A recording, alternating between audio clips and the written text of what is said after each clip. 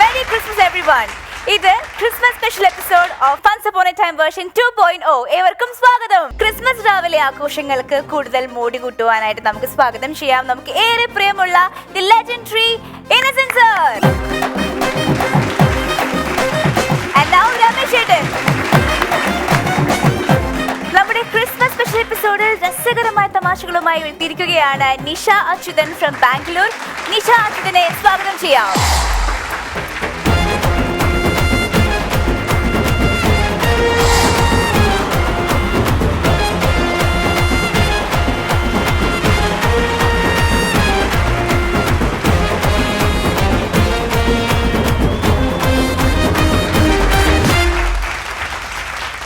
Hi Nisha ചേച്ചി, സ്വാഗതം. ബാംഗ്ലൂരിൽ നിന്നാണ് വരുന്നത്. ചേച്ചി എന്ത് ചെയ്യുന്നു? ബാംഗ്ലൂർ ഞാൻ അഗേസ് ടെക്നോളജീസ് എന്നുള്ളൊരു കമ്പനിയുടെ ബിസിനസ് അനലിസ്റ്റ് ആയിട്ട് വർക്ക് ചെയ്യുന്നു. കൂടാതെ ഒരു ഓൺലൈൻ ബുട്ടീക്ക് ഉണ്ട്. ഇതുപോലൊരു സദസ്സിന്റെ മുമ്പിൽ മൈക്ക് കൈ പിടിച്ചിട്ട് എന്റെ ജീവിതത്തിൽ ആദ്യമാണ്, സ്കൂളിൽ പോലും സ്റ്റേജിൽ കയറിയിട്ടില്ലാത്ത വ്യക്തിയാണ് ഞാൻ. പക്ഷെ ചേച്ചി സംസാരിക്കുമ്പോൾ ഒത്തിരി കോൺഫിഡൻസ് നമുക്ക് ഫീൽ ചെയ്യുന്നുണ്ട്. ഇപ്പൊ നന്നായിട്ട് പെർഫോം ചെയ്യുമെന്നാണ് പ്രതീക്ഷ. അതെ അതെ, ഓക്കെ. അപ്പൊ ഓൾ ദി ബെസ്റ്റ് ചേച്ചി. നമസ്കാരം, എല്ലാവർക്കും ക്രിസ്മസ് ആശംസകൾ. എൻ്റെ പേര് നിഷ അച്യുതൻ. റാംജി റാവ് സ്പീക്കിങ്ങിൽ മാന്നാർ മത്തായിയുടെ കഥാപാത്രം ബാലകൃഷ്ണനോട് ചോദിക്കുന്നുണ്ട്, നിന്റെ സ്ഥലം ഏതാന്ന് പറഞ്ഞ ചെർപ്പളശ്ശേരി. അത് കേട്ടപ്പോഴേ എനിക്ക് തോന്നിയിട്ടുണ്ട് ഇത് കുഴപ്പമാവാനുള്ളതെന്ന്. ആ കുഴപ്പമാവാൻ ചാൻസ് ഉണ്ട് എന്ന് പറഞ്ഞാൽ ആ ചെർപ്പളശ്ശേരിക്കാർക്ക് കോഴിക്കോട് ഉണ്ടായ മകളാണ് ഞാൻ. കാലിക്കറ്റ് യൂണിവേഴ്സിറ്റി, കോഴിക്കോട് എയർപോർട്ട് എന്നൊക്കെ പറഞ്ഞത് ഇതൊക്കെ വളർത്തിക്കൊണ്ടുവരുന്ന മലപ്പുറം ജില്ലയാണ്. അങ്ങനെ എൻ്റെ ബാല്യകാലത്തിൽ എന്നെ വളർത്തിയത് മലപ്പുറം ജില്ലയാണ്. അതിനുശേഷം കോളേജ് പഠനം, കല്യാണം, ഇത് രണ്ടും ഏറ്റെടുത്തത് തൃശ്ശൂർ ജില്ല, തൃശ്ശൂര്. അത് കഴിഞ്ഞിട്ട് ഇവിടെ ഒന്നും ജീവിക്കാൻ പറ്റാണ്ട് ബാംഗ്ലൂരിൽ പോയി ജീവിക്കണ ഒരു സാധാരണ മലയാളിയാണ് ഞാൻ. ഓക്കെ, അപ്പോൾ ഞാൻ എൻ്റെ അച്ഛൻ്റെയും അമ്മയുടെയും ആദ്യത്തെ ചെറിയ കുട്ടിയാണ്. അപ്പം അച്ഛനുണ്ടായ ആദ്യത്തെ കുട്ടി ആയതുകൊണ്ട് അച്ഛൻ എന്നെ വിളിക്കും ആ ചേ കു, അതായത് ആദ്യത്തെ ചെറിയ കുട്ടി. ഞങ്ങൾ കത്തെഴുതുമ്പോൾ അച്ഛൻ എന്നെ സംബോധന ചെയ്യുന്നത് തൊട്ട് ഞാൻ എൻ്റെ കത്ത് അവസാനിപ്പിക്കുന്നത് വരെ അച്ഛൻ്റെ സ്വന്തം ആ ചേക്കു എന്നാണ്. അങ്ങനെ ഈ പറയണ ചെറിയ എന്ന് പറയണ സാധനം ഉണ്ടല്ലോ, ഇതിൻ്റെ ലൈഫിലൊരു ഭയങ്കര ഡിഫൈനിങ് സാധനം ഒന്നും അന്ന് എനിക്കറിയില്ല. അപ്പോൾ എനിക്കെന്ന് പറഞ്ഞു കഴിഞ്ഞാൽ ഈ ക്രിസ്മസ് കാലമൊക്കെ ആകുമ്പോൾ ചിലപ്പോൾ നമ്മുടെ വീട്ടിൽ എൻ്റെ അച്ചാച്ചനൊക്കെ വന്ന് നിൽക്കും. എൻ്റെ അച്ചാച്ചൻ എന്ന് പറഞ്ഞു കഴിഞ്ഞാൽ നല്ല ഹൈറ്റുള്ള ഇങ്ങനെ ഇരുണ്ട മുടിയൊക്കെ ഉള്ള ഇരുനിറത്തിൽ നല്ലൊരാള്. എന്താ നിങ്ങളുടെ മുഖത്തൊക്കെ ഒരു ഇതെന്താ, എൻ്റെ അച്ചാച്ചൻ നല്ല ഹൈറ്റുള്ള ആളാണെന്ന്. എന്നാല് എൻ്റെ അച്ഛമ്മ നേരെ ഓപ്പോസിറ്റ്, നല്ല കളറിൽ എന്നെക്കാൾ ഉയരം കുറഞ്ഞിട്ട് ഉള്ളില്ലാത്ത മുടിയായിട്ട് ഒരാളാണ് അമ്മമ്മ. ഞാൻ എൻ്റെ അച്ഛനോട് തമാശയ്ക്ക് പറയാറുണ്ടായിരുന്നു, ഈ രണ്ടു പേരുടെയും നെഗറ്റീവ് ഫീച്ചേഴ്സ് മുഴുവൻ എടുത്തിട്ട്, അതായത് അച്ചാച്ചൻ്റെ കളറ്, അച്ഛമ്മയുടെ ഹൈറ്റും മുടിയും, ഇത് രണ്ടുമാണ് എൻ്റെ അച്ഛന് കിട്ടിയത്. പിന്നെ അതിൻ്റെ ബാക്കിയല്ലേ ഞാൻ ഉണ്ടാവുള്ളൂ, വല്ലതും ചെയ്യാൻ പറ്റുമോ? അപ്പോൾ ഇതിങ്ങനെ പോയിക്കൊണ്ടിരിക്കുന്ന സമയത്ത് ഈ കോളേജ്, ഇത് ഈ ക്രിസ്മസ് കാലമൊക്കെ ആകുമ്പോൾ ചിലപ്പോൾ അച്ചാച്ചൻ, ഈ പറഞ്ഞില്ലേ എൻ്റെ പൊക്കമുള്ള അച്ചാച്ചൻ, അവിടെ വന്ന് നിൽക്കുമ്പോൾ അച്ചാച്ചൻ ചോദിച്ചു, അല്ല കുട്ടിയെ ഈ സൈക്കിളൊക്കെ ഓടിക്കാൻ പഠിച്ചു എന്ന് കേട്ടു, എന്നാൽ ഈ സൈക്കിൾ ഒന്നാണ്ട് ഓടിച്ചാൽ ഒരു കുഴപ്പമില്ല, സൈക്കിൾ ഓടിക്കാം. പക്ഷേ സൈക്കിൾ ഓടിക്കാൻ പഠിച്ചത് നമ്മൾ ഈ അര സൈക്കിൾ എന്ന് പറയുന്ന സാധനമുണ്ട്, 16 ഇഞ്ച് സൈക്കിളിൽ, ലേഡീസ് സൈക്കിളിൽ. അപ്പോൾ ഇത് ചവിട്ടുമ്പോൾ അത് ഫ്രണ്ടിൽ കൂടെ കാലിട്ട്, ഇപ്പോൾ അവിടെയൊക്കെ ഉണ്ടല്ലോ, ഫ്രണ്ടിൽ കൂടെ കാലിട്ട് കയറിയിരുന്ന് ചവിട്ടാനൊക്കെ നമുക്ക് വയ്ക്കും. ഇറങ്ങാൻ മാനം മര്യാദയായിട്ട് ഇറങ്ങാനും വയ്ക്കും. പക്ഷെ വീട്ടിലുള്ളത് അതല്ല സാധനം, ഹീറോ സൈക്കിളാ, ചെറിയച്ഛൻ്റെയാണ്. നമ്മൾ തളരില്ല, നമ്മളിത് തിണ്ടിൻ്റെ അടുത്ത് കൊണ്ട വെച്ചിട്ട് അതുമ്മ കയറി ആദ്യം തന്നെ കയറിയിരിക്കും. പിന്നെ പെടലെത്താത്തൊന്നും ഒരു വിഷയമല്ല, കാരണം വലത്തെ പെടൽ ചവിട്ടി താഴ്ത്തിയാൽ ഇടത്തെ പെടൽ കയറിയാൽ വരും. അപ്പൊ പിന്നെ അത് ചവിട്ടിയാൽ മതിയല്ലോ. ഇങ്ങനെ അച്ചാച്ചൻ തരുന്ന ബൂസ്റ്റിൽ നമ്മൾ കയറി ഇങ്ങോട്ട് സൈക്കിളാണ്ട് ഓടിക്കലാണ്. പിന്നെ പറമ്പിൽ ഒരു 3-4 റൗണ്ടൊക്കെ കഴിഞ്ഞ് നമുക്ക് മതിയാവുമ്പോൾ തിരിച്ച് മാനമായി ഇത് കൊണ്ടുവന്ന് ഇറങ്ങി വരും. ഈ ഇറങ്ങി വരുമ്പോണ്ടല്ലോ നമ്മുടെ അച്ചാച്ചൻ ഈ മതിലിന്റെ മുകളിൽ കൂടെ ഇങ്ങനെ ഒന്ന് നോക്കും, നമ്മൾ ഈ സൈക്കിൾ ചവിട്ടി വരുന്നത്. അച്ചാച്ചൻ ഈ കയറി വരുമ്പോൾ നമ്മളോട് പറയും ബലെ ബേഷ്. അച്ചാച്ചൻ ഇഷ്ടം പറയണ ഒരു സാധനമാണ് ഈ ബലെ ബേഷ്. ഓക്കെ, നമ്മൾ കയറി വന്നു. 2ാമത്തെ ദിവസം കഴിഞ്ഞ് 3ാമത്തെ ദിവസം ഈ കയറി വരുമ്പോൾ എന്തുണ്ടായി എന്ന് വെച്ച് കഴിഞ്ഞാൽ, അമ്മ ഓഫീസിൽ നിന്ന് ജോലിയും കഴിഞ്ഞ് അമ്മ വരുന്നുണ്ട്, കയ്യിലൊരു കവറുണ്ട്, പപ്സിന്റെ മണം പിടിച്ച് ഞാനും പിന്നാലെ സൈക്കിൾ ചവിട്ടി വേഗം വന്ന് സൈക്കിൾ അവിടെ ഇറക്കിയിട്ട് അമ്മയുടെ പിന്നാലെ കയറി വന്നു. അപ്പണ്ടടാ അച്ചാച്ചൻ അവിടെ വന്നിട്ട്, നീ നോക്കുന്നുണ്ട് അമ്മേനെയും നോക്കുന്നുണ്ട്, എന്നെയും നോക്കി അമ്മേനെയും നോക്കി. ഞാനും അമ്മയും ഏതാണ്ട് ഒരേ ഉയരം. അപ്പൊ അച്ചാച്ചൻ എൻ്റെ അമ്മയോട് ഒരൊറ്റ ചോദ്യമാണ്, ഈ കുട്ടിയെ ഇവള് വലുതായാലും എൻ്റെ അത്ര ഉയരേ ഉണ്ടാവുള്ളൂ. അമ്മ അതങ്ങോട്ട് കേട്ടപ്പോഴാണ് സത്യം പറഞ്ഞാൽ എനിക്ക് മനസ്സിലായത് ഈ ആച്ചേക്കൂലെ ചെറിയ കുട്ടിയിലെ ചെറിയത്, ഈ ചെറിയ എന്നുള്ള സാധനം എൻ്റെ ജീവിതത്തിൽ ഒരു പ്രശ്നമാവുമ്പോൾ ഉണ്ട്. ഞാൻ തളരാനൊന്നും പോയില്ല. പിന്നെ അവശേഷിക്കുന്ന കാലം, സ്കൂൾ പഠനകാലം, സ്കൂളിലുള്ള സർവ്വ കമ്പിമലും പിടിച്ച് തൂങ്ങി വലിച്ചു തൂങ്ങി 2 ഇഞ്ച് ഞാൻ വിജയകരമായി എൻ്റെ ഹൈറ്റിൽ കൂട്ടി. എന്ന് പറഞ്ഞാൽ എൻ്റെ അമ്മയുടെ ഹൈറ്റിനേക്കാൾ 2 ഇഞ്ച് ഇട്ട്, അല്ലെങ്കിൽ അമ്മ പിടയ്ക്കും. എൻ്റെ ഈ ഉയരക്കുറവിനെ പറ്റിയിട്ടുള്ള പ്രശ്നം എന്നേക്കാൾ മുമ്പ് ആദ്യം മനസ്സിലാക്കിയ ആളാരറിയോ? എൻ്റെ അച്ഛൻ. അതുകൊണ്ട് അച്ഛൻ പറഞ്ഞു, മോളെ സ്കൂൾ കഴിഞ്ഞപ്പോൾ നീ ഈ പ്രീ ഡിഗ്രിക്ക് ഈ ബസ്സിൽ തൂങ്ങി ഡെയിലി പോയി വരെ നടക്കില്ല, മോള് ഹോസ്റ്റലിൽ നിന്ന് പഠിച്ചാൽ മതി. അങ്ങനെ കൊണ്ടാക്കിയതാണ് എന്നെ തൃശ്ശൂർ ഹോസ്റ്റലിൽ. പക്ഷേ അച്ഛൻ എന്നെ എത്ര പ്രൊട്ടക്റ്റ് ചെയ്യാൻ നോക്കിയാലും ഒരു പ്രശ്നമുണ്ടല്ലോ, ഒരു കേരളത്തിലെ ഒരു സാധാരണ മനുഷ്യന് ബസ് ഒഴിവാക്കി എത്ര കാലം ജീവിക്കാൻ പറ്റും? നടക്കണ കാര്യമാണോ? ഈ ബസ് കയറാന്ന് പറഞ്ഞു കഴിഞ്ഞാൽ പിന്നെ എനിക്ക് പേടിയാ. നമ്മൾ കയറി വഴിക്ക് ഞാൻ എന്ത് നോക്കറിയോ? ഫ്രീ സീറ്റ് ഉണ്ടാ? സീറ്റ് ഇല്ലെങ്കിൽ സീറ്റിന്റെ കമ്പിയെങ്കിലും ഉണ്ടോ? നമുക്ക് പിടിക്കാൻ പറ്റണല്ലേ ചെയ്യാൻ പറ്റുള്ളൂ. ഇതില്ലാന്നുണ്ടെങ്കിൽ ഞാൻ എന്ത് ചെയ്യും? നിങ്ങളുടെ നാട്ടിലൊക്കെ എങ്ങനെയാണെന്ന് അറിയില്ല. ഈ മലപ്പുറം, കോഴിക്കോട്, തൃശ്ശൂർ ഭാഗത്തൊക്കെ ബസ്സിന് എന്താന്ന് വെച്ച് കഴിഞ്ഞാൽ ഡ്രൈവറും എഞ്ചിനും ഇത്തിരി ഉയർച്ചയിലാണ്. അവിടുത്തെ ഇത്തിരി ഹൈറ്റ് ഉണ്ട്. അവിടെ കയറി കഴിഞ്ഞാൽ എനിക്ക് കൈ ഇതായിട്ട് ഇപ്പം ഞാൻ വേഗം അവിടെ കയറിയിട്ട് ബസ്സിന്റെ മുഖചിത്രമായിട്ടാണ് ആദ്യം തന്നെ കയറിയത്. അവിടെ മുമ്പ് പോയി നമ്മളിങ്ങനെയാണ് നിൽക്കും. പക്ഷെ ചില ദിവസം പ്രശ്നം പറ്റും. എന്താന്ന് വെച്ച് കഴിഞ്ഞാൽ എനിക്ക് വെല്ലുവിളി ഉയർത്താനായും കൊണ്ട് ചില കുട്ടികളെയും കൊണ്ട് കുറച്ച് അമ്മമാരാ കയറും മുമ്പ് കൂടെ. അച്ഛന്മാർ ഇതൊന്നും മൈൻഡ് ചെയ്യണ്ടല്ലേ, അവർ പിന്നെ കൂടെ കയറിക്കൊള്ളോ. ഈ അമ്മമാർ കയറി കഴിഞ്ഞാൽ പിന്നെ അമ്മമാർ ഭയങ്കര ശ്രദ്ധയാണ്. ഇടാ ഇജ്ജ് മുമ്പിലേക്കാ പോയി കടാ, ഇജ്ജ് അവിടെ പോയി നിന്നാടാ, ഇവരെ തള്ളിവിടും മുമ്പിലേക്ക്. ഓരോന്ന് വരുമ്പോഴും നമ്മൾ ഈ പറഞ്ഞ മാതിരി ഇതും പിടിച്ച് താഴോട്ട് പിന്നാക്കം പോയി ഇങ്ങനെ പോവുക. അവസാനത്തത് എത്തുമ്പോഴത്തേക്ക് എനിക്ക് പേടിയായി. ഇനി ഞാൻ താഴേക്ക് ഇറങ്ങണം. ഇങ്ങനെ പിടിച്ചത് നമ്മൾ ഒന്നും കൂടി ഇറങ്ങി. ഇങ്ങനെ നിങ്ങൾ മലപ്പുറമാണ് എന്നുള്ള കാര്യം മറക്കരുത്. മലപ്പുറം വെറുതെ മലപ്പുറം ആയതല്ല, കുന്നും മലയും വളവും തിരിവുള്ള ഒരു പ്രദേശമാണ്. അവിടെ നേരെ ഒരു റോഡ് ഉണ്ടാക്കാൻ പറ്റിയാൽ പോലും ഇതിങ്ങനെ ആയാൽ പറ്റില്ല, ഒരു വളവങ്ങോട്ട് ഇട്ടേക്കാം എന്ന് പറഞ്ഞ് വളവിടുന്ന സ്ഥലമാണ് മലപ്പുറം. അവിടെ വണ്ടി ഓടിച്ചോനറിയാം, അങ്ങനത്തെ സ്ഥലം മലപ്പുറം. അപ്പൊ ഈ കമ്പിയും പിടിച്ചിട്ട് കാല് കഷ്ടി എത്തണം. ഈ നിപ്പുണ്ടല്ലോ, ഞാൻ ഈ വിരലുമ്മൽ ഊന്നിയിട്ട് ആ നിപ്പില് കാക്കഞ്ചേരി വളവൊക്കെ ഇറങ്ങുമ്പോണ്ടല്ലോ ഞാനിങ്ങനെ ദൈവത്തിനെ വിളിക്കും. അഥവാ ടച്ചൊന്നാട് വിട്ടുണ്ടിച്ചാണ്ടല്ലോ, ഞങ്ങളുടെ മൂസാക്കട ചായപ്പിടിയല്ലേ വാതിക്കെ കിടക്കണ പഴക്കൊലട ഞാനിങ്ങനെ അടിയട് വന്ന് നിൽക്കും. പക്ഷെ എന്താ ചെയ്യുക, അതല്ലാണ്ട് ജീവിക്കാൻ പറ്റില്ലോ. കോളേജ് പഠനകാലം കഴിയാറായപ്പോഴത്തേക്ക് ക്യാമ്പസ് സെലക്ഷനിൽ എനിക്കൊരു ലൈഫ് പാർട്ട്ണറെ കിട്ടി. ജോലിക്കായിട്ട് ഈ പറഞ്ഞ ലൈഫ് പാർട്ട്ണറും ബാക്കി എല്ലാവരും നമ്മൾ ബാംഗ്ലൂരൊക്കെ തെണ്ടി തിരിഞ്ഞലഞ്ഞ് നമുക്ക് അവിടെ ജോലിയും കിട്ടി. അപ്പൊ ജോലി കിട്ടി ഇങ്ങനെ ഇരിക്കുന്ന സമയത്ത് അതിൻ്റെ ഇടയിൽ കൂടെ ഈ കല്യാണം കഴിഞ്ഞ സമയത്ത് നമ്മുടെ നാട്ടില് ഹസ്ബൻഡ് വീട് ആ പ്രദേശമൊക്കെ പരിചയപ്പെടാൻ വന്നിട്ട് അച്ഛൻ്റെ കൂടെ ഒരു ദിവസം അടുത്തുള്ള പച്ചക്കറി കട വരെ പോയി. ആ കാലം എന്ന് പറഞ്ഞു കഴിഞ്ഞാൽ ഈ അന്നൊക്കെ എല്ലായിടത്തും കിട്ടുന്ന പടവലങ്ങ എന്ന് പറഞ്ഞു കഴിഞ്ഞാൽ നല്ല നീളമുള്ള ജാതി നാടൻ പടവലങ്ങയായിരുന്നു അന്നൊക്കെ. ഈ കുറിയപ്പോൾ ഒരു മുഴം സൈസിലൊരു ജാതി പടവലങ്ങയാണ് ഇപ്പം എല്ലായിടത്തും കിട്ടുക.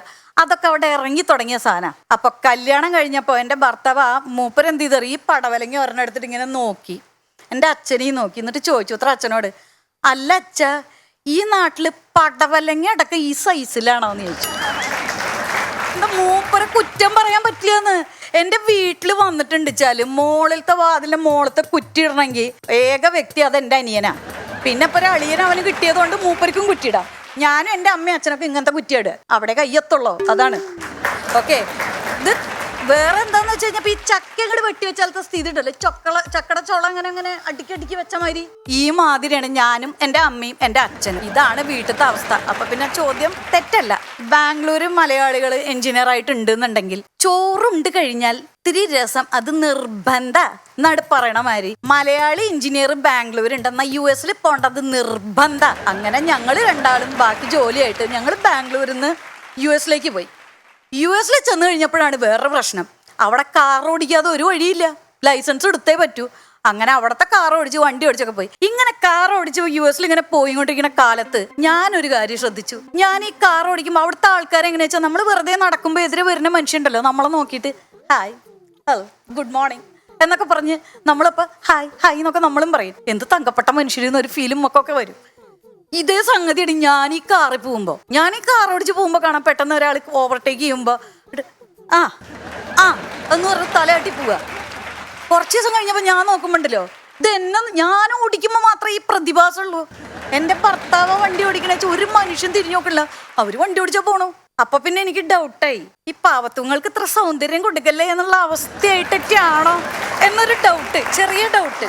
പിന്നെ കുറച്ച് ദിവസം കൂടെ നമ്മളിങ്ങനെ വണ്ടി ഓടിച്ച് ഇതായി കഴിഞ്ഞപ്പോ എനിക്കൊരു കാര്യം മനസ്സിലായി. ഞാൻ ഈ വണ്ടി ഓടിക്കുമ്പോണ്ടല്ലോ എനിക്ക് മുമ്പിൽ പോണ കാറ് കാണാം, കാറിന്റെ ഡിക്കി കാണാം, അതിന്റെ ബാക്കിലെ ലൈന് സീറ്റ് കാണാം, ഫ്രണ്ടിലെ ലൈന് സീറ്റും കാണാം, അതിന്റെ ഹെഡ് റെസ്റ്റും കാണാം, അതിന്റെ മുകളിൽ ഓടിക്കണവന്റെ തല വരെ കാണാം. ഞാൻ ഓടിക്കുമ്പോഴോ, ഞാൻ ഓടിക്കണ കാറിൽ പിന്നൊന്നും നോക്കിണ്ടിച്ച ഹെഡ് റെസ്റ്റ് മാത്രമേ കാണുള്ളൂ. എന്റെ തല ആരെങ്കിലും കാണും, ഇതാരും ഇത് വണ്ടി ഓടിക്കണെന്നുള്ള അന്തം വിടലാണ് ഇഷ്ട. ഈ മനുഷ്യന്മാര് മുഴുവൻ ആ പ്രേതക്കാരല്ല അച്ഛനെ ഈ നോക്കിയിട്ട് തകണം.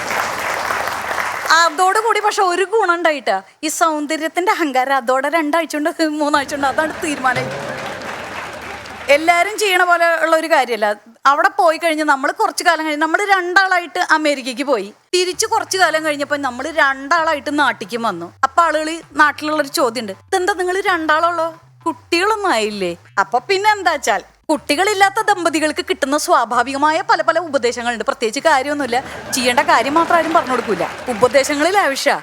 ഇങ്ങനെ ഇതൊക്കെ കേട്ടുന്ന ഞാനും ഭർത്താവും ഇതൊക്കെ കേട്ടോണ്ട് ഇങ്ങനെ ഹാപ്പി ആയിട്ടിരിക്കുകയാണ്. അതിന്റെ ഇടയിൽ എനിക്കൊരു വെറൈറ്റി ഉപദേശം കിട്ടും. അവര് പറഞ്ഞ എന്താന്ന് വെച്ച് കഴിഞ്ഞാൽ, രാമേശ്വരത്ത് പോയിട്ട് ഒരു ദമ്പതി സ്നാനം നടത്തി കഴിഞ്ഞാൽ കുട്ടി ഉണ്ടാവും.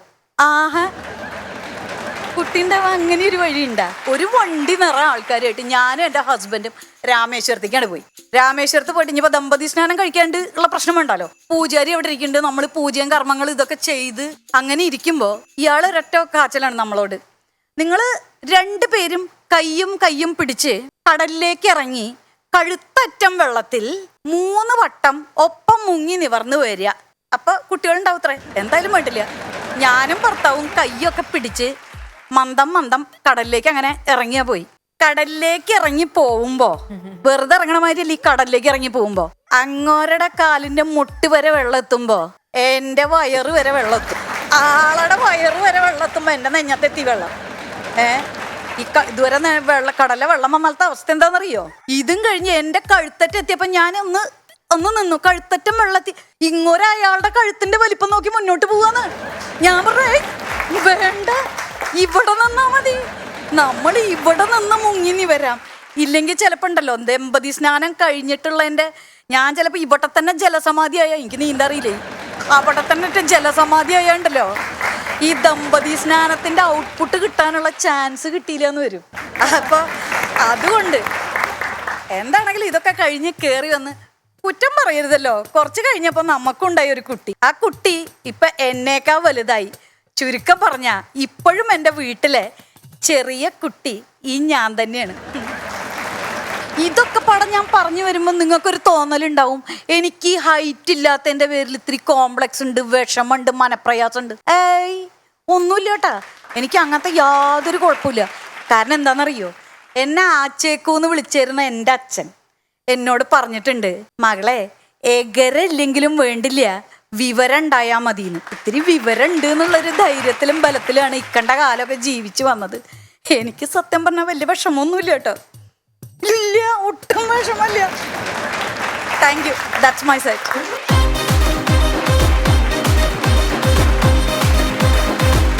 ചേച്ചി സത്യം പറയാലോ, ഭയങ്കര ക്യൂട്ടായിരുന്നു, ക്യൂട്ട് പെർഫോമൻസ് ആയിരുന്നു. അവിടെ താഴെ ഇരുന്ന് നോക്കുമ്പോഴും ഫ്രെയിമിൽ ചേച്ചി ഇങ്ങനെ നിന്ന് പെർഫോം ചെയ്യുന്നത് കാണാനും ഭയങ്കര ഭംഗിയുണ്ടായിരുന്നു, ഭയങ്കര ക്യൂട്ടായിരുന്നു. Thank you. പിന്നെ ഒരു കാര്യം ഓർമ്മ, നമ്മുടെ കുഞ്ഞുണ്ണി മാഷ് പറഞ്ഞ കാര്യമാണ്, പൊക്ക ഇല്ലായ്മയാണ് എൻ്റെ പൊക്കം.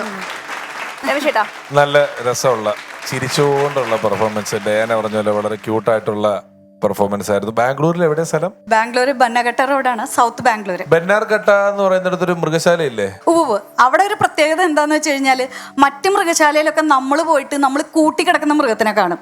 അവിടെ മൃഗങ്ങൾ ഇങ്ങനെ മേഞ്ഞ് നടന്ന് കൂട്ടിക്കിടക്കുന്ന ബസ്സിൽ കൂടെ പോണ മനുഷ്യന്മാർ നമ്മളിങ്ങനെ നോക്കിയിട്ട് ഇങ്ങനെ പോകും. നമ്മൾ പോകും. അതാണ് ബന്നാർഘട്ടയുടെ ഒരു പ്രത്യേകത. ഈ അമേരിക്കയിൽ എവിടെയായിരുന്നു പോയത്? അമേരിക്കയില് കാലിഫോർണിയയിലായിരുന്നു, സാനോസയിലായിരുന്നു. കമ്പ്യൂട്ടർ പരിപാടിയാണോ നിങ്ങള്? അതെ, ഞാൻ ഇലക്ട്രോണിക്സ് ആൻഡ് കമ്മ്യൂണിക്കേഷൻ എഞ്ചിനീയർ ആണ്, ആയിരുന്നു. നമ്മുടെ പിള്ളേർ മുഴുവൻ അതാണ്. അവര് പറഞ്ഞു IAS വന്നിട്ടുള്ള കുട്ടികളാണ്. Electronic and communicative English diploma.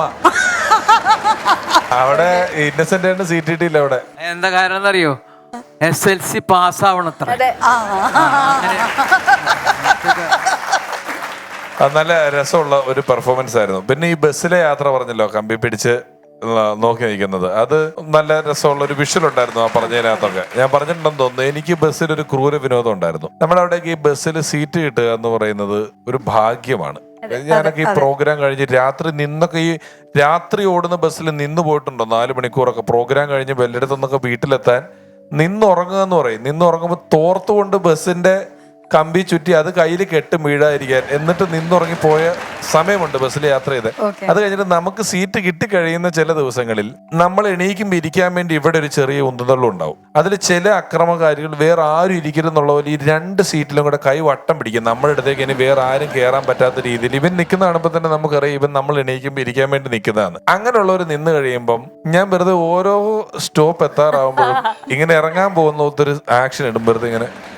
അപ്പൊ ഇവനൊന്ന് റെഡിയാവും കമ്പിയൊക്കെ പിടിച്ചിട്ടിരിക്കാണ്ട് ഞാൻ പിന്നെ അവിടെ തന്നെ ഇരിക്കും. പിന്നെ അടുത്ത സ്റ്റോപ്പ് എത്താറാകുമ്പോ ഞാൻ പതുക്കെ ബാഗ് റെഡിയാക്കുക, ഇറങ്ങാൻ പോകുന്ന ഇപ്പൊ ഇറങ്ങുന്ന ഇവൻ പിന്നെ അവിടെ ഈ നിൽക്കുന്ന 4 പേരും കൂടി വന്ന ഒരു സംഘർഷാവസ്ഥ ഇവിടെ ഉണ്ടാവും ഈ സൈഡില് ഇതിന് വേണ്ടിയിട്ട്. പക്ഷെ ഞാൻ എണീക്കില്ല, ഞാനിങ്ങനെ ഓട്ടം കണ്ടിട്ട് ഈ സംഘർഷാവസ്ഥ കണ്ട് ബസ്സായിട്ട് പോകും. ഇന്നസെന്റ് ആയിട്ട് ബസ് യാത്രകളും വല്ലതും നമ്മൾ ബസ്സിലൊക്കെ കയറി കഴിഞ്ഞാൽ ഒരു സീറ്റിൽ ഞങ്ങൾ ഇരിക്കുന്നുണ്ടാവും, പിന്നെ ഈ സീറ്റ് കാലിയാണ്. അപ്പൊ മനസ്സിന്റെ അകത്ത് ഇവിടെ ഏതെങ്കിലും ഒരു നല്ല ആള് വന്നിരുന്നോട്ടെ എന്നാണ് എൻ്റെ മനസ്സിൽ. ആ സമയത്ത് ചില അമ്മൂമ്മമാര് വന്ന് കയറി, അവിടെ വേറെ പെൺകുട്ടികളുണ്ട്, മനസ്സിലായോ? അപ്പൊ അതൊക്കെ ഭയങ്കര മാനസികമായിട്ട് ഇന്നും അതിൽ നിന്നുള്ള കാര്യങ്ങൾ മോചനമില്ല. ನಿങ്ങള് ಬ್ಯಾಂಗ್ಳೂರ್ ಕನ್ನಡ ಮಾತಾಡ್ತಾರಾ ನೀವು? ಚೆನ್ನಾಗಿ ಮಾತಾಡ್ತೇನೆ. ಹೌದಾ? ಹೌದು. ನಾವಲ್ಲಿ ದಾವಣಗೆರೆನಲ್ಲಿ ಶಾಬನ್ನೂರ್ನ ಹೇಳಿ ಒಂದು ಹಳ್ಳಿ ಇದ್ದಾರೆ. ಹೌದು, ಗೊತ್ತು. ಅಲ್ಲಿ ನಾವು ಬೆಂಕಿಪಟ್ಟಣ ಫ್ಯಾಕ್ಟ್ರಿ ಇದ್ದಾರೆ ನಮಗೂ. ഒരു 5-6 ವರ್ಷ ನಾವು ಅಲ್ಲಿ ಕೆಲಸ ಮಾಡಿದ್ವು. ನಮ್ಮದೇ factory, Yajaman industries, innocent match industries, Shabannur match factory. ಸ್ವಲ್ಪ ಕನ್ನಡ ಎಲ್ಲ ನಾನು ಕಳಿಸಿದ್ದು ಅಷ್ಟೇ. ಗೊತ್ತಿಲ್ಲ. എൻ്റെ അപ്പൻ്റെ അടുക്ക ചോദിച്ചു, ഇതെങ്ങനെ ഇപ്പം പുറം രാജ്യങ്ങളിലൊക്കെ പോയിട്ട് ഇയാൾ ബിസിനസ് ചെയ്യണത്? അതിനുള്ള കാശ് ഇയാളുടെ കയ്യിലില്ലല്ലോ. അപ്പം എൻ്റെ അപ്പൻ പറഞ്ഞത് ഇതാണ്, എന്താണെന്നറിയില്ല, കടം മേടിക്കാനുള്ള കന്നഡയും ഹിന്ദിയും ഒക്കെ അവനറിയാത്രയാണ്. മനസ്സിലായി? Okay. That was fun. അപ്പോൾ നല്ല പെർഫോമൻസ് ആയിരുന്നു ചേച്ചി. Thank you so much for coming. Sure. All the best. Once Upon a Time version 2.0 അടുത്തതായി പെർഫോമൻസിനായി എത്തുകയാണ്. We have Anup Raghavan from Ernakulam. Please welcome Anup Raghavan.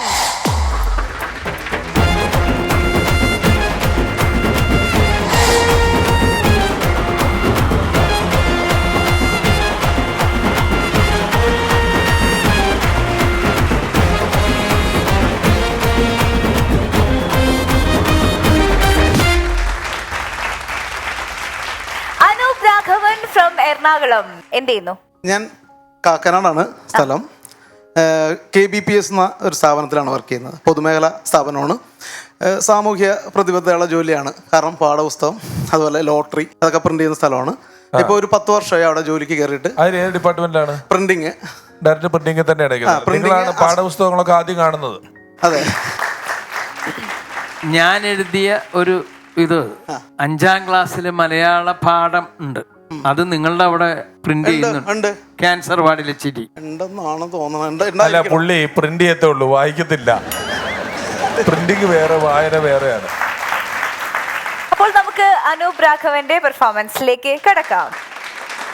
എൻ്റെ പേര് അനൂപ് രാഘവൻ. ഞാൻ എറണാകുളം ജില്ലയിലെ കുമ്പളം എന്നൊരു കൊച്ചു ഗ്രാമം. എന്നെപ്പോലെ തന്നെ വലിയ നീളമൊന്നുമില്ല. അപ്പോൾ ആ ഗ്രാമത്തിൻ്റെ പ്രത്യേകത എന്ന് പറഞ്ഞാൽ ദ്വീപാണ്. ഇവിടെ അടുത്ത് തന്നെയാണ്, രമേശനൊക്കെ അറിയാൻ പറ്റും. അപ്പോൾ വേമ്പനാട് കായൽ, നിങ്ങൾക്ക് ഇച്ചിരി സ്ഥലം മേടിക്കണമെങ്കിൽ മേടിക്കാം. ഇതുവരെ പ്രളയത്തിലും അതേപോലെ സുനാമിയിലൊന്നും ഈ സാധനം ഒരു കുഴപ്പമില്ല. വേണമെങ്കിൽ നമുക്ക് ആലോചിക്കാം. ഇപ്പം ഞാൻ പക്ഷേ താമസിക്കുന്നത് കാക്കനാടാണ്. അത് വേറെ ഒന്നും കൊണ്ടല്ല, ജോലി സ്ഥലമായിട്ട് ബന്ധപ്പെട്ട്. പക്ഷെ കൊറോണ നമ്മളെ ശരിക്കും അങ്ങോട്ട് ബാധിച്ചു. പൊതുവേ നമ്മൾ മലയാളികൾക്ക് തുടക്കക്കാരെ അംഗീകരിക്കാൻ ഭയങ്കര ബുദ്ധിമുട്ടാണ്. ശരിയല്ലേ? അപ്പോൾ ഈ കൊറോണ ഒരു 1.5 കൊല്ലങ്ങളായിട്ടുണ്ട് നമ്മൾ ഏതാണ്ടൊക്കെ ഒന്ന് അംഗീകരിച്ചു വന്ന്. അപ്പോൾ നമ്മൾ വാക്സിനെയും അംഗീകരിക്കാൻ ഇതേപോലെ ഒരു ബുദ്ധിമുട്ടുണ്ടായിരുന്നു തുടക്കത്തിൽ തന്നെ. അപ്പോൾ ആദ്യം നമുക്കിട്ടൊരു 4 കൊല്ലം മുമ്പ് വന്നത് ഓക്കിയാണ്. ഓക്കി വന്നപ്പോഴും നമ്മൾ ആദ്യം വിചാരിച്ചു, ഓക്കി വരട്ടെ, എൻ്റെ വീടിൻ്റെ മുറ്റത്തടിക്കട്ടെ, അപ്പോൾ ഞാൻ വിശ്വസിക്കാം. അങ്ങനെ നമ്മുടെ മുറ്റത്ത് നിന്ന തെങ്ങ് നെഞ്ചത്തോട്ട് വീണപ്പോഴത്തേക്കും ഓക്കെ അല്ലേ? അത് കഴിഞ്ഞ് പ്രളയം വന്നപ്പോഴും അതിന് ഐസായിട്ട് നമ്മളൊക്കെ അങ്ങനെ കണ്ടവൻ്റെ വീട്ടിൽ അല്ലെങ്കിൽ അവിടെ വീട് മുങ്ങിയ നമുക്ക് എന്താ കുഴപ്പം. അങ്ങനെ നമ്മൾ TV-യിലൊക്കെ അങ്ങനെ വാർത്തകളൊക്കെ അങ്ങനെ വന്നപ്പോഴും ഇങ്ങനെ ഫ്ലാഷ് പോയിക്കൊണ്ടിരിക്കുക, അവിടെ ഡാം തുറന്നു. അങ്ങനെ ഡാം തുറന്നെന്ന് കണ്ട വാർത്ത നമ്മൾ നോക്കി അങ്ങനെ നമ്മൾ ഇച്ചിരി മുറുക്കും ചായയൊക്കെ കൂട്ടി അങ്ങനെ തിന്നുകൊണ്ടിരിക്കുന്ന സമയത്ത് താഴത്തോട്ട് നോക്കിയപ്പോഴാണ് നമ്മുടെ വീട്ടിൽ വെള്ളം കയറിക്കൊണ്ടിരിക്കുക. അങ്ങനെ ആ സമയത്ത് നമ്മുടെ രക്ഷകരെ പോലെ ആര് വരികയാണ്? നമ്മുടെ മത്സ്യത്തൊഴിലാളി ചേട്ടന്മാര്, ലവ് യു ചേട്ടന്മാരെ അല്ലേ?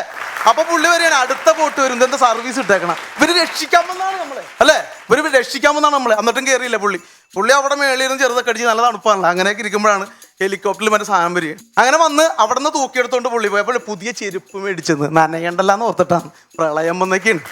അപ്പൊ ഇത്രയും സംഭവങ്ങൾ നടത്തുന്നിട്ടും വിശ്വസിക്കാത്ത നമ്മളെങ്ങനെ ഈ കണ്ണിന് കാണാത്ത കൊറോണനെ വിശ്വസിക്കും? ശരിയല്ലേ? കൊറോണനെ വിശ്വസിച്ചാലേ നമുക്ക് വാക്സിനെ വിശ്വസിക്കാൻ പറ്റുള്ളൂ. അപ്പൊ കൊറോണക്ക് എന്നെ സംശയം, ഇവിടെ എന്ത് പണ്ടാടാവേ നമ്മൾ വിശ്വസിക്കാത്ത എന്താ?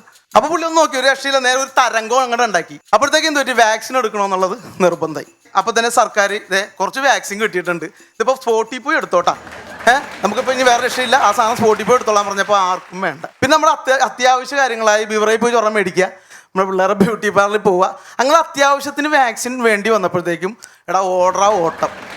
അപ്പം നമ്മുടെ വീണ്ടും ആൻറ്റി ചേട്ടൻ പുള്ളി ഒരു 350 രൂപ 400 രൂപയുടെ കൂറ റമ്മ് മേടിച്ചിട്ട് അതും പിരിവിട്ടടിച്ചുകൊണ്ടിരുന്ന ആളാ. ഇപ്പൊ പുള്ളി 1500 സ്പുട്നിക് അടിച്ചിട്ടാണ് ക്യൂ നിൽക്കുന്നത്. അമ്മാതിരി അവസ്ഥയാണ് കാര്യങ്ങൾ പോയിക്കൊണ്ടിരിക്കണം. അപ്പൊ ഞാനും തീരുമാനിച്ചു വാക്സിൻ എടുക്കാം. അപ്പൊ വാക്സിൻ എടുക്കാൻ തീരുമാനം ഇത്തിരി വൈകൊണ്ടാണെന്നറിയില്ല, ഒരുപാട് പ്രൊഡക്റ്റുകൾ വരാൻ തുടങ്ങി. വാക്സിൻ തന്നെ കമ്പനികൾ ഒരുപാട് വരാൻ തുടങ്ങി. അപ്പൊ ചിലത് നമ്മൾ ഒന്നടിച്ചാൽ മതി, ചിലത് 2 അടിക്കണം, ചിലത് പനിയുള്ളത് പനി ഇല്ലാത്തത്, പിന്നെ ഇൻഷുറൻസ് കവറേജ്, ചിലത് ആള് തീർന്നോ വേറെ ആളെ കൊടുക്കുന്നു. അമ്മാതിലോട്ട് കാര്യങ്ങൾ പോയിക്കൊണ്ടിരിക്കുകയാണ്. നിങ്ങളൊരു കാര്യം മനസ്സിലാക്കുക, വാക്സിനുകളിൽ ഈ വാക്സിൻ ഐഡന്റിറ്റി ആണ് ഏതില്ല? കോവാക്സിനില്ല. ഈ ഷീൽഡ് എന്തുവാ? പരിചയ അല്ലേ? നിങ്ങളാരാ? കണ്ണപ്പൻ ഉണ്ണിയാ പോയി അംഗം നടത്താൻ? അതോ തച്ചോളി ഒതയന്നാ? ഒന്നുമല്ല. അപ്പൊ നിങ്ങളൊന്ന് അംഗീകരിക്കാൻ പിടിക്കേ അല്ലേ? അപ്പൊ ഞാൻ ഇതുപോലെ അമ്മാമ്മയോട് പറഞ്ഞു, അമ്മാമ്മേ ഒന്നും നോക്കണ്ട, വാക്സിൻ എടുക്കണമെന്ന് പറഞ്ഞു. ഒന്ന് പോടാതെ, ഞാൻ ഇനിയിപ്പൊ മേലോട്ട് പോകണം, ഞാനിഞ്ഞി വാക്സിൻ എടുക്ക. അമ്മാമ്മേ മുകളിലോട്ട് പോകണമെങ്കിലും അവിടെ ഭയങ്കര തിരക്കാ, ഇപ്പൊ പോകണ്ട, നമുക്ക് മുൻഗണന കിട്ടണ, ഈ സാധനം അടിച്ചോന്ന് പറഞ്ഞു. എന്നിട്ടും അമ്മൂമ്മയ്ക്ക് അങ്ങോട്ട് പിടിച്ചില്ല. അമ്മൂമ്മയുടെ ഞാൻ പറയും പെൻഷൻ മുടങ്ങുമെന്ന് പറഞ്ഞു. അപ്പൊ പുള്ളിക്കാരത്തി ഓക്കെ, നേരെ ചാടി കയറി നമ്മുടെ ക്യാമ്പിലോട്ട് പോയി. ക്യാമ്പിലോട്ട് ചെന്നപ്പോഴത്തേക്കും അവിടെ ഭയങ്കര തിരക്ക്. അങ്ങനെ തിരക്കായപ്പോഴത്തേക്കും പുള്ളിക്കാരി പറഞ്ഞു, അമ്മാമ്മേ ഭയങ്കര തിരക്കാണല്ലോ. അല്ല ആ സിസ്റ്റർ നിങ്ങൾ വിളിച്ച് എന്തെങ്കിലും ഊള വിറ്റ് വിടാനായിരിക്കും എന്ന് എനിക്കറിയാം. മഴ എനിക്ക് നിൽക്കാൻ മേല, കാലിന് ഭയങ്കര വയ്യായി കേട്ടോ. ഒരു കാര്യം ചെയ്യും, ഒരു കുപ്പിയിലാക്കി ഇച്ചിരിങ്ങ് തരാമോ, അമ്മാമ്മ 3 നേരം കഴിച്ചോളാം, അതേപോലെ കുറച്ച് പുറത്തും പെരട്ടിക്കോളാം. ഇതിലും വലിയ സീനാണ് നമ്മുടെ വൈഫിന് ഞാൻ എന്തെടുത്ത്? കോവാക്സിൻ എടുത്ത്. ഈ കോവാക്സിൻ എടുത്താൽ വെച്ചാൽ ഇവള് നേഴ്സാണ്, ഇവക്ക് പുറത്തു പോകാൻ പറ്റത്തില്ലെന്ന്. എൻ്റെ പൊന്നവ ഇതാണ് കിട്ടിയത്, അതുകൊണ്ടാണ് ഞാൻ അതെടുത്തത്. ഇവൾ അച്ഛനെ വിളിച്ചേക്കണം. അച്ഛനെ വിളിച്ചിട്ട് അത് കണ്ട പുള്ളിയുടെ അമ്മയ്ക്ക് കോവിഷീൽഡ്, എനിക്ക് കോവാക്സിൻ. ഒന്ന് ആലോചിച്ച് നോക്കിയേ, അവിടെ വേർതിരി നോക്ക്. ഞാൻ കിട്ടിയതുകൊണ്ടാണ് എടുത്തത്. അങ്ങനെ കോവിഷീൽഡ് എടുത്ത അമ്മയും കോവാക്സിൻ എടുത്ത വൈഫും കൂടി ഒരിഞ്ഞടി കീരിയും പാമ്പ്. ഇത് ഇടയ്ക്കൊക്കെ വിളി നാഗവല്ലിയുടെയൊക്കെ ഒരു എക്സ്പ്രഷൻ ഇട്ടുകൊണ്ടിരിക്കണം. ഇനി വാക്സിൻ അടിച്ച് തന്നെ വല്ല പ്രോബ്ലം ആണോ അല്ലെങ്കിൽ വേറെ എല്ലാ പ്രശ്നമാണെന്ന് പറഞ്ഞാൽ ഞാൻ ഹെൽത്തിലോട്ട് വിളിച്ചു ചോദിച്ചപ്പോൾ അതൊന്നുമല്ല, വേറെ മാനസികമായിട്ടുള്ള ഒരു പ്രശ്നമില്ല, നിങ്ങൾ കൂട്ടുകാരെ അന്വേഷിക്കാൻ പറഞ്ഞു. അങ്ങനെ കൂട്ടുകാരെ അന്വേഷിച്ചപ്പോഴാണ് ഇവർക്ക് പുറത്ത് പോകാൻ പറ്റാത്തതിൻ്റെ കുഴപ്പമാണ്. അങ്ങനെ ഇവൾ അച്ഛനെ വിളിച്ചിട്ട് അച്ഛൻ വന്നു കഴിഞ്ഞാൽ വേറെ ഒന്നുമില്ല, ഒരു ചെറുത് കൊടുത്താൽ സംഗതി നോക്കണം. അങ്ങനെ 1/2 ലിറ്റർ മേടിച്ച് ഞാനും പുള്ളിയും കൂടെ അങ്ങനെ അടിച്ചപ്പോണ്ടല്ല, പുള്ളി എൻ്റെ ഭാഗത്ത്. എൻ്റെ അമ്മ ദൈവമായി, എൻ്റെ അമ്മുമ്മ അതിലും വലിയ ദൈവമായി, ഞാനാ ഒരു കുഞ്ഞു ദൈവം. എൻ്റെ പൊന്നുമോളെ അവങ്ങ് ചെയ്തതൊക്കെ കറക്റ്റാണ്. നീ ഇപ്പൊ ഏതാ അടിച്ചത്? കോവാക്സിൻ അല്ലേ? എത്ര കോവിഷീൽഡ് അച്ഛൻ മേടിച്ചേരാ? ഇത് പറഞ്ഞോടണ്ടല്ലോ. ഇവള് നേഴ്സാണല്ലോ, അച്ഛനെ കണ്ടം വഴി ഓടിച്ചു. അങ്ങനെ ഇവളൊരു ലെറ്റർ അങ്ങനെ എഴുതാൻ തുടങ്ങി. ലെറ്റർ എഴുതി ഞാനിത് എന്ത് പണ്ട വല്ല ഡിവേഴ്സ് ആയിരിക്കുള്ളൂ. പക്ഷേ പുള്ളി ഇവൾ എഴുതി എങ്ങോട്ടാന്നറിയോ? നമ്മുടെ WHO പ്രസിഡന്റ്. അങ്ങനെ എൻ്റെ പൊന്നു സുഹൃത്തുക്കളെ സന്തോഷ വാർത്തയുണ്ട്, WHO നമ്മുടെ കോവാക്സിന് അംഗീകാരം കൊടുത്തേക്കാണ്. നിങ്ങൾ സന്തോഷമായിട്ട് ഇത് പോയെടുത്തോ. അപ്പം ഞാൻ ഒരു കാര്യം ആദ്യം പറഞ്ഞു, ഞാൻ ഒരു തുടക്കക്കാരനാണ്, എന്നെ നിങ്ങൾ അംഗീകരിക്കുക, ഞാൻ നാളെ ഒരു സ്റ്റാർ ആവും അല്ലേ?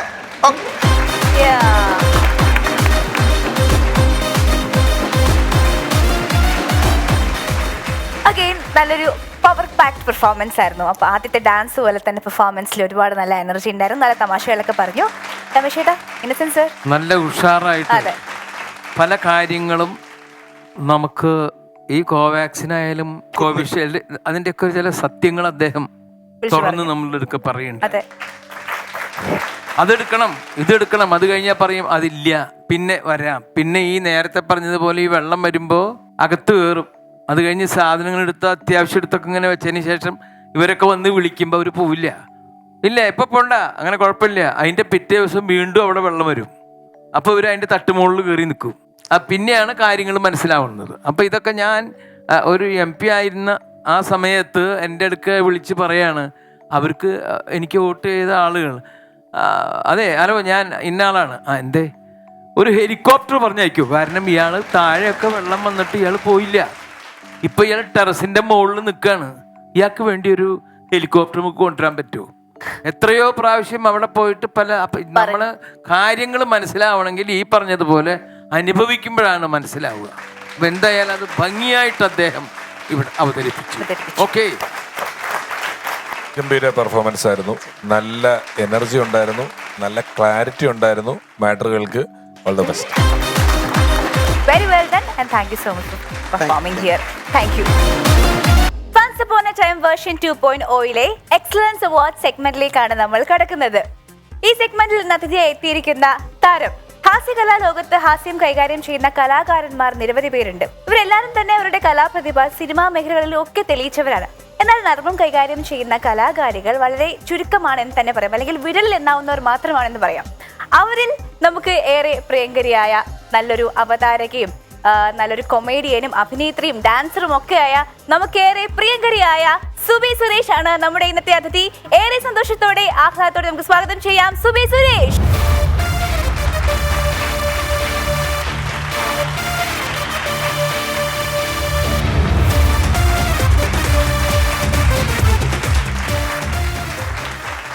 ശരിക്കും നമ്മുടെ ഈ ക്രിസ്മസ് സെലിബ്രേഷനിലേക്ക് ഒരു മാലാഖ വന്ന പോലൊരു പ്രതീതിയില്ലേ?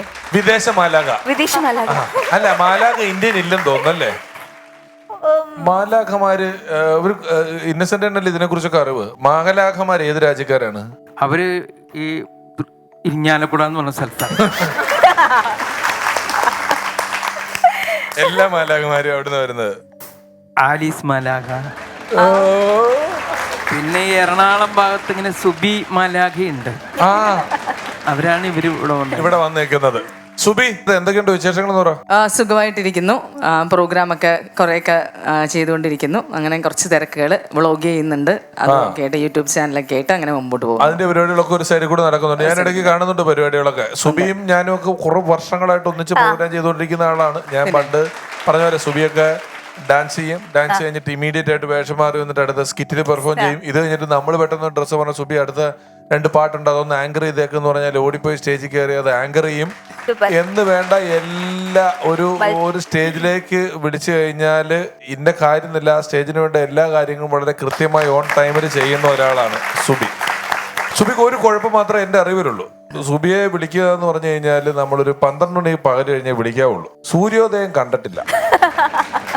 ലോക്ക്ഡൌണിൽ ഒരു ദിവസം ഞാൻ വിളിച്ചപ്പോ 12 മണിക്ക് എന്താ എവിടെ ചോദിച്ചിട്ട് പറഞ്ഞു 12 മണി വരെ സുബി കിടന്ന് ഉറങ്ങുന്നുള്ളത്. ചിലപ്പോ 2 മണി വരെയൊക്കെ ആവുമായിരിക്കും. 2 മണി വരെയൊക്കെ പോകും.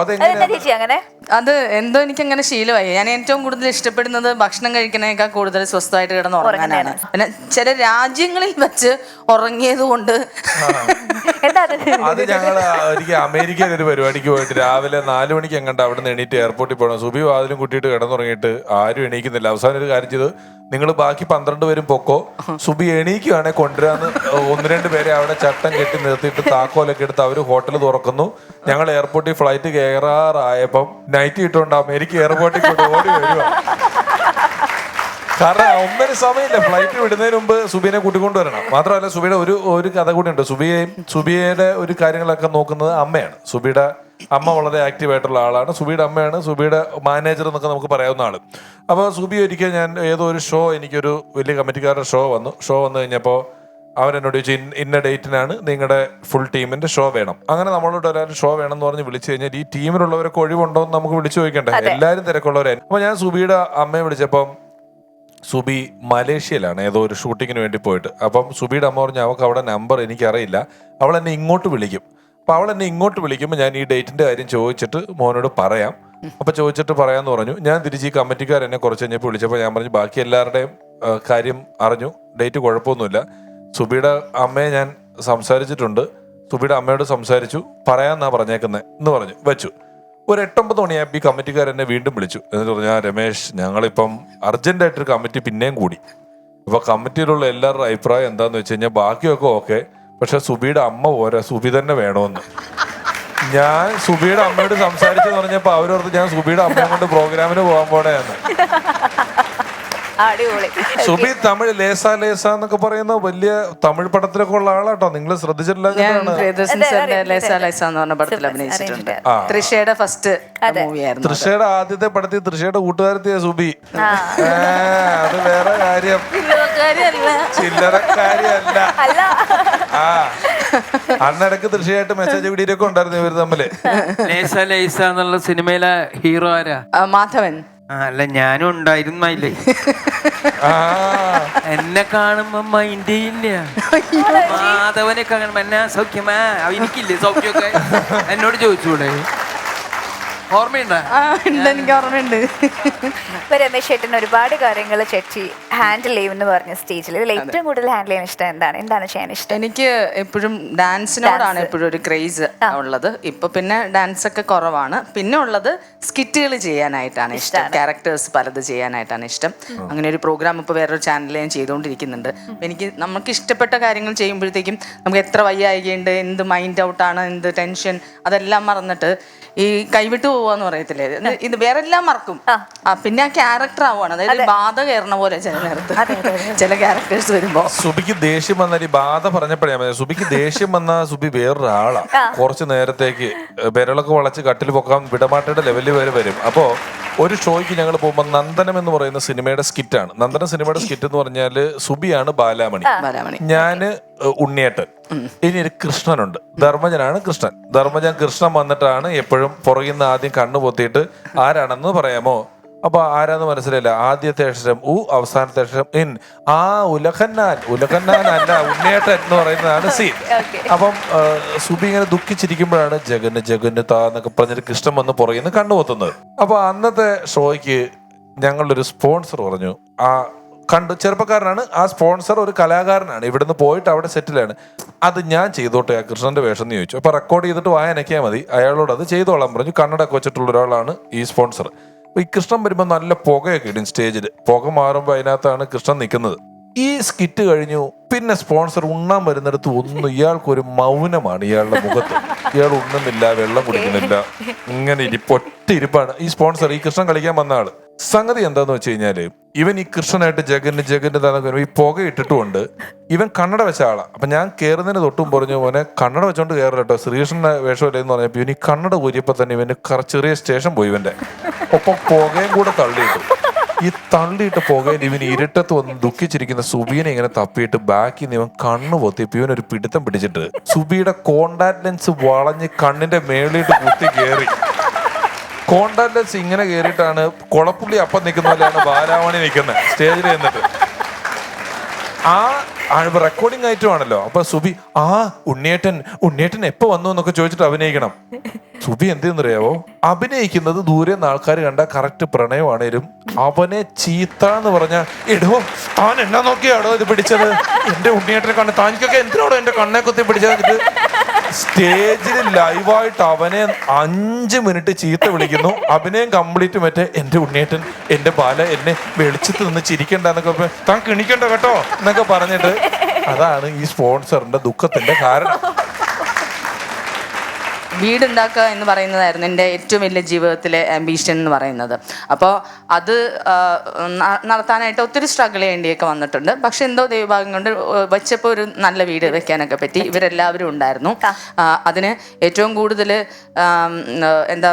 മെന്റലി ആണെങ്കിൽ എല്ലാ കാര്യത്തിനും നമ്മളെ ഹെൽപ്പ് ചെയ്തത്, പ്രോഗ്രാംസ് കൂടുതൽ പിടിച്ചത്, പ്രോഗ്രാംസിന് നല്ല പേയ്മെന്റ് തന്നത് ഒക്കെ ഈ രാജാവാണ് കേട്ടോ. അത് പറയാതിരിക്കാൻ പറ്റത്തില്ല.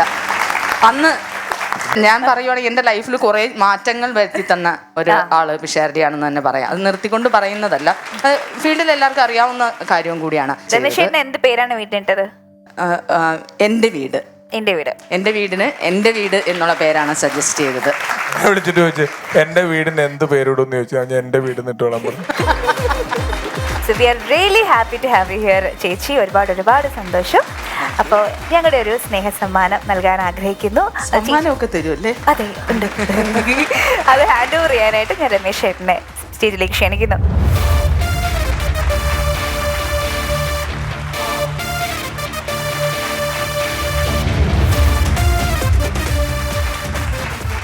ഇന്നസെൻറ്റിനായിട്ട് കഴിഞ്ഞ ഓണത്തിനൊരു ഇൻ്റർവ്യൂ ഒരു ചാനലിൽ ചെയ്യാനുള്ള ഭാഗ്യം ഉണ്ടായി. അപ്പോൾ ഞാനിങ്ങനെ കാര്യങ്ങളിങ്ങനെ സംസാരിച്ച് വന്നപ്പോൾ തുടക്കത്തിൽ തന്നെ ചോദിച്ചു, ആലീസ് ചേച്ചി എന്തെടുക്കുന്നു എന്ന് ചോദിച്ചു. വെറുതെ മനുഷ്യൻ സന്തോഷമായിട്ടിരിക്കുന്ന സമയത്ത് ആവശ്യമില്ലാത്ത കാര്യങ്ങൾ ചോദിച്ചു വെറുതെ മൂടൗട്ട് ആക്കരുത് കേട്ടോ എന്ന് പറഞ്ഞു എൻ്റെ അടുത്ത്.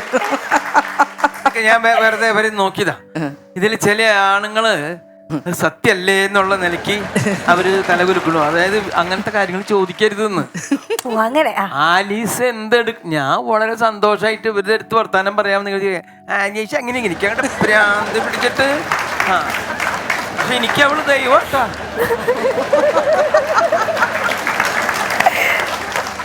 രണ്ട് പതിറ്റാണ്ടിലധികമായി മലയാളത്തിന്റെ ചിരിവേദികളിൽ ഡയാന പറഞ്ഞതുപോലെ അവിടെ ഒരു സ്ത്രീയെ ആവശ്യം വന്നാൽ മിക്കവാറും ആണുങ്ങൾ പെൺവേഷം കെട്ടി ചെയ്യുമായിരുന്നു. അവിടെ ആ ലെവലിൽ പെർഫോം ചെയ്യാൻ കൃത്യമായി എത്തി ഒരുപാട് നല്ല ഷോകളുടെ ഭാഗമായിട്ടുള്ള ആളാണ് സുബി. ഒറ്റയ്ക്കുള്ള ടെലിവിഷൻ ഷോകൾ വലിയ സൂപ്പർ ഹിറ്റ് ആയിട്ട് ചെയ്തിട്ടുള്ള ഒരാളാണ് സുബി എന്ന കലാകാരി.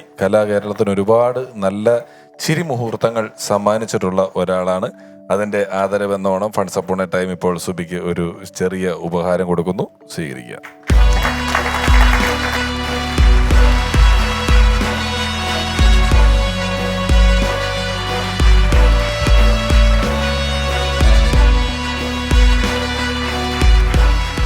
അപ്പോൾ നിഷ അച്യുതൻ, അനൂപ് രാഘവൻ എന്നീ 2 കിടിലം പെർഫോമേഴ്സ് ആണ് നമ്മുടെ ഫൺസ് അപ്പോൺ എ ടൈം വേർഷൻ 2.0 വേദിയിൽ തകർപ്പ് പെർഫോമൻസ് കാഴ്ചവെച്ചിരിക്കുന്നത്. 2 പെർഫോമേഴ്സിനെയും സ്റ്റേജിലേക്ക് ക്ഷണിക്കുന്നു. Let's welcome Nisha Achuthan and Anoop Raghavan.